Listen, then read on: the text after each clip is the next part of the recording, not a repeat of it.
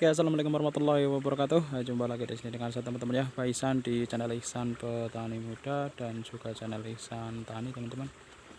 Semoga untuk kabar teman-teman semua di hari ini dalam keadaan sehat ya, dan mudah-mudahan selalu diberi kelancaran dalam beraktivitas, dalam mencari rezeki tentunya, dan mudah-mudahan diberi rezeki yang banyak dan berkah teman-teman. Amin. Oke teman-teman ya, di sini Pak Ihsan sedang berada di lahan Bang Ihsan yang di sini Pak Ihsan budidaya kacang panjang varietas Gerda dari PT SWC Panah Merah, yang dimana dulu untuk proses penanaman pernah Mbak Ihsan bahas, Mbak Ihsan pernah upload juga teman-teman. Jadi sedikit cerita untuk di lahan ini, memang ini lahan yang dulunya bekas tanaman pare ya, yang di sini Baisan cabut. Nah, selang 2 hari Baisan langsung tanami kacang panjang. Nah, ini jadi kemarin Baisan upload lahan kacang, penanaman kacang panjang Garda di lahan yang ekstrim. Jadi benar-benar ekstrim teman-teman. Jadi tanaman pare dicabut terus ditanami. Nah, untuk tanamannya pun tanaman bekas pare ini, yang ini tidak Baisan buang. Jadi memang betul-betul di bagian atas itu rapat ya, tidak dibuang sama sekali. Nah, alhamdulillah ini penanaman kemarin ada yang minta disempilkan untuk videonya, cuman memang di sini Baisan tidak video dari awal untuk kacang panjang Garda ini teman-teman. Tidak Baisan ada edukasinya, maksudnya edukasinya tidak ada. Jadi memang Baisan upload kemarin cuma iseng-iseng. Ini Baisan update.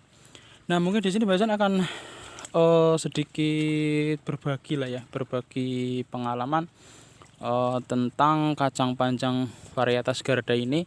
Memang dimana kalau yang belum paham karakteristik kacang panjang Garda ini, itu bisa dikatakan nanti penanaman dan juga hasil panen kurang maksimal teman-teman.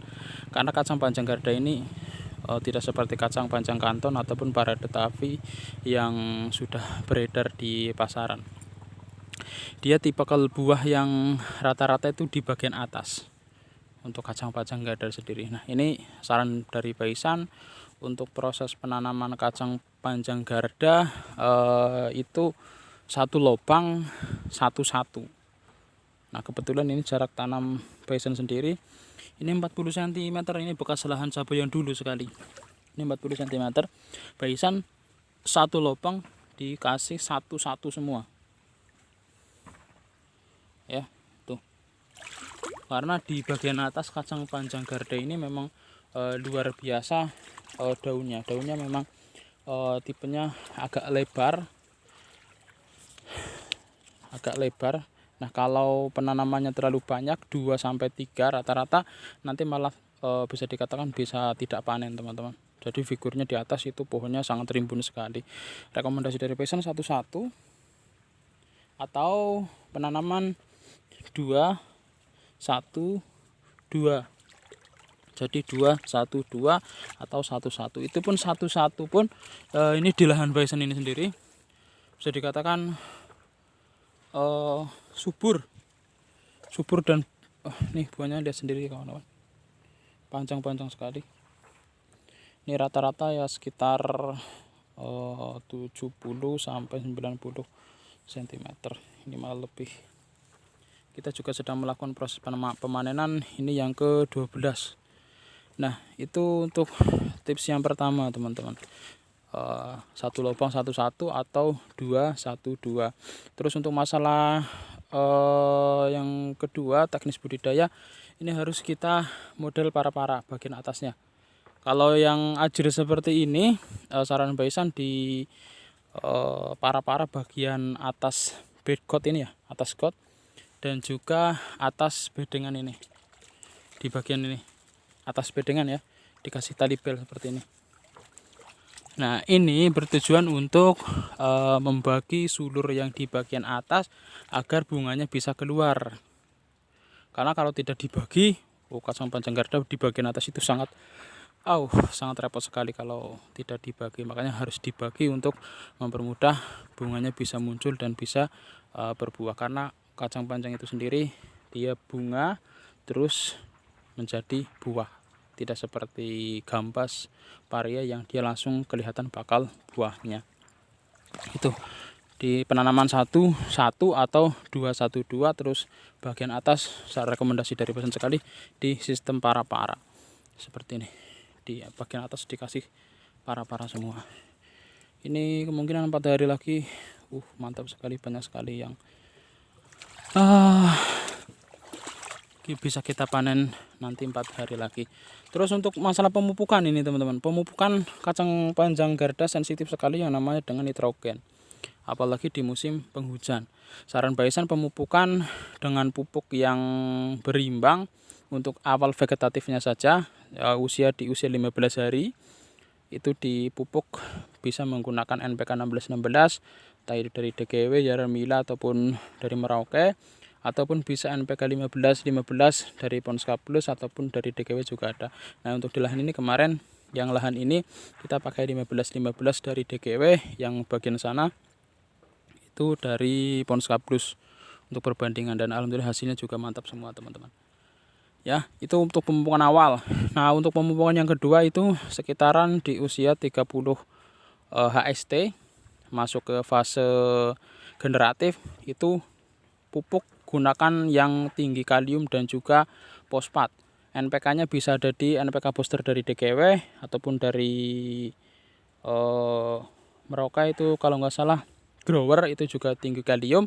Nah, untuk memacu bunganya kawan-kawan bisa menggunakan MKP.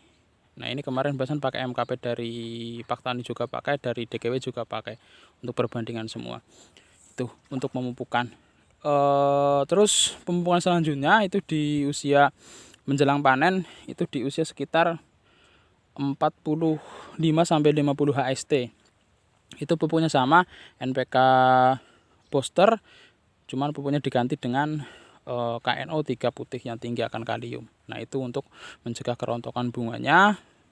Tentunya juga disemprot menggunakan bahan aktif MM-Actin benzoat untuk pencegahan hama ulat. Kemarin Basan pakai andalan Basan itu Venet, 2 bahan aktif itu Lufenuron dan MM-Actin benzoat. Itu bagus teman-teman, itu untuk pencegahan rontok bunganya. Jadi pupuknya juga dikasih,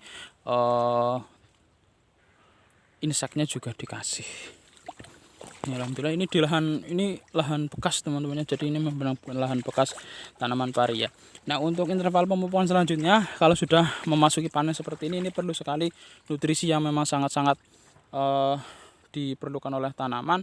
Itu kawan-kawan bisa pemupukan 10 hari sekali di setiap pemupukan, karena ini interval pemanenan 2 hari sekali. Jadi 5 kali petik dipupuk, 5 kali petik dipupuk, atau 3 kali petik dipupuk, itu lebih bagus teman-teman. Ini kacangnya mulus-mulus sekali. Ini juga sedang dilakukan proses penyiraman. Ini sudah selesai, nanti kita buang karena memang penyiraman masih secara manual menggunakan ember. Nah, ini kita buang. Ini nanti sore kita lakukan proses pemupukan. Untuk dosis dari awal pemupukan memang Basan belum ada edukasinya kemarin. Insya Allah besok-besok kita buatkan di lahan sebelah, karena juga Basan akan melakukan proses penanaman kacang panjang lagi teman-teman. Jadi itu yang paling terpenting adalah yang sudah Basan bahas tadi. Untuk penanaman kacang panjang Garda, penanaman satu lubang 1-1 atau 2-1-2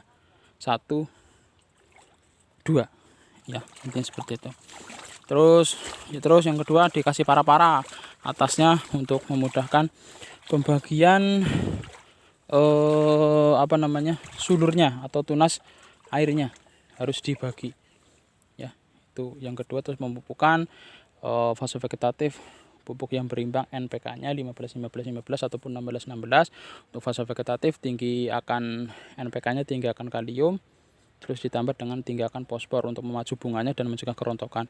Masa panen tinggi kalium dan juga ditambah pupuk tinggi kalium di KNO 3 putih. Itu rekomendasi dari Basan. Insya Allah tanamannya bagus. Jadi sensitif sekali akan nitrogen. Kalau nitrogennya banyak malah nanti repot teman-teman. Ini sudah selesai, nanti kita buang airnya. Itu teman-teman ya. Ini kayaknya di petikan kali ini kita bisa memasuki tonase sekitaran kayaknya ada 2 kintal, hampir 3 kintalan ada teman-teman. Ini jadi petikan yang ke 12. Ini jumlah bibit yang Baisan pakai itu hanya sekitar 600 gram, 1 kaleng lebih 1 on. Ini karena Baisan penanaman satu-satu semua per lubang tanam. Oke, intinya seperti itu. Ini jadi Baisan sempilkan videonya karena kemarin Baisan tidak sempat buat edukasinya dari awal teman-teman, karena sibuk juga kegiatan dan juga sedang melakukan proses penanaman CMK kemarin. Oke, mungkin itu ya yang bisa Baisan sampaikan teman-teman, sedikit video dan mudah-mudahan bermanfaat. Dan jangan lupa supportnya, tekan tombol like, subscribe, share juga ke media sosial teman-teman semua, agar nanti channel Insan Petani Muda semakin berkembang dan tentunya bisa memberikan edukasi-edukasi di dunia pertanian teman-teman. Dan bagi yang sudah subscribe, Baisan doakan selalu mudah-mudahan selalu diberi kelancaran dalam beraktivitas, dalam mencari rezeki tentunya, dan mudah-mudahan diberi rezeki yang banyak dan berkah teman-teman. Amin. Oke, Baisan akan lanjutkan proses pemanenan. Jadi cukup sekian dari Baisan. Salam petani muda Indonesia. Assalamualaikum warahmatullahi wabarakatuh.